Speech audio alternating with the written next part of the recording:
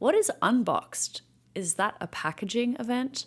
This was the question that was asked to me by a fellow elevator companion at my hotel who caught sight of my lanyard this week. Well, packaging is one way to describe Amazon's flashy advertising event this week. While Amazon held its upfront event earlier this year, spruiking their content lineups across their media properties, primarily TV, Unboxed is arguably the more critical media buying event for the company, with various advertising features announced to a huge audience of agencies, some big spending brands, and tech vendors in the ecosystem, ostensibly Amazon partners. More on that later. An Amazon spokesperson told me that the attendees on site this week here in Nashville numbered in the thousands, and many more were streaming the event online. Earlier this week, I dashed off an overview of the major announcements from the event, and I also did a deeper dive for my column at The Drum about the company's approach to their automated ad algorithm, endearingly framed as a crystal box versus the black box systems of their big advertising platform competitors. Now I've had some time to percolate and get POVs from other attendees. Today I want to share some more reflections on what Amazon announced this week and what it means for advertisers. Takeaway number one, reinvention is not just lip service. To give credit where credit is due, Amazon has built an amazing advertising product. And despite the company's extreme dominance in the retail media ecosystem, they just keep on reinventing their ad product, making it easier to use for a larger range of advertisers, creating more owned and operated media properties, and extending their tentacles to ever further reaches of the web. I had a few minutes with my old boss, Jared Belsky, CEO of Acadia, who told me that the Amazon Ads console is markedly more accessible and simple to operate than competing DSPs like Google's DV360, The Trade Desk, or Meta Advertising. Advanced tactics like ad tagging are less necessary. And this simplicity allows Amazon to tap into the budgets of all kinds of ad buyers, regardless of their sophistication. Here's a comment from Ash McMullen, who is the head of e-commerce at the brand Advantice Health. She told me, there is a real accessibility advantage that Amazon seems to be keeping, and that's what's really interesting. Meta has grown significantly and gotten more complicated. Google has grown significantly and gotten more complicated. Amazon has grown, but they're simplifying it.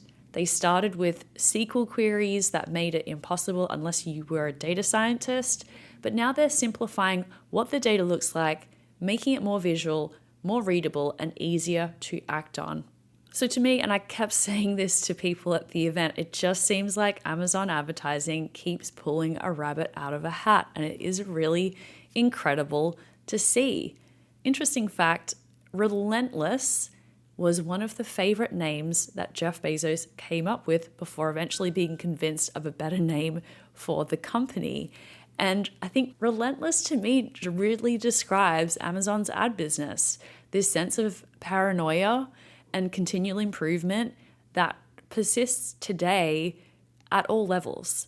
And the ability for the company to grow their advertising revenue at an incredible clip, despite coming off a very, very high base at this point and having extreme dominance, it is truly remarkable.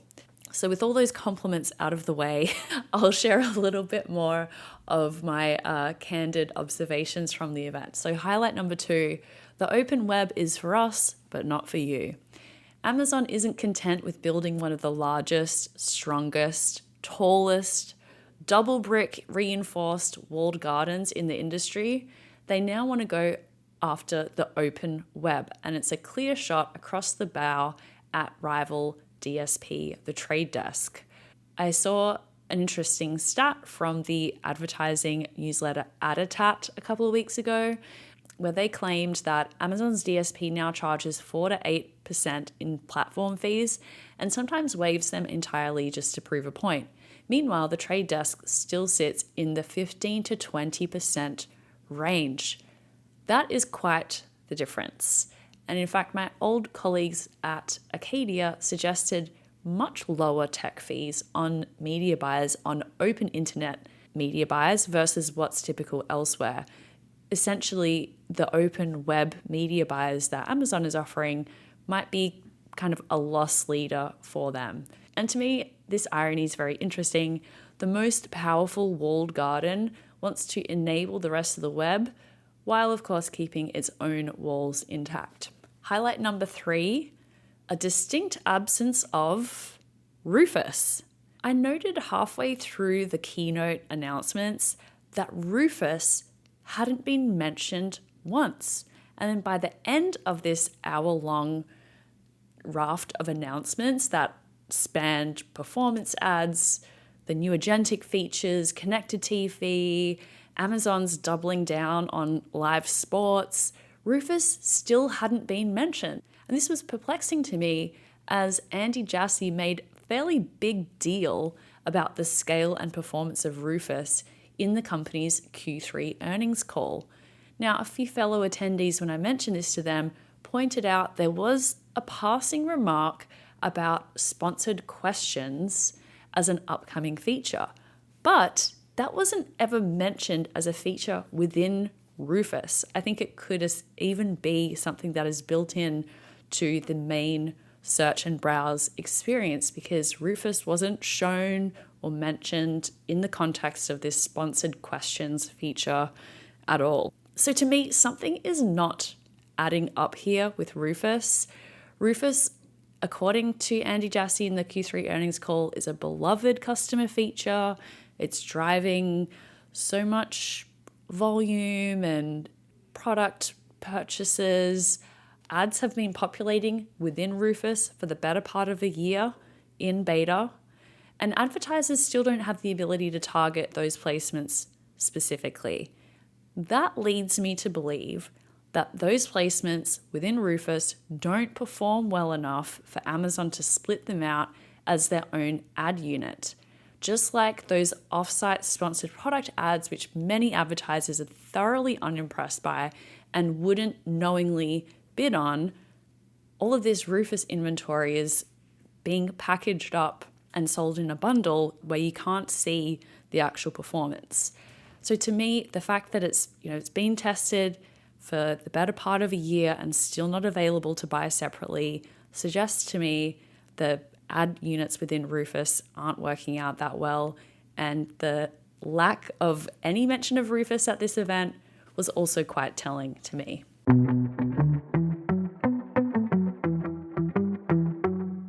Miracle Ads is the ad tech solution trusted by Rakuten and over 50 global enterprise retailers.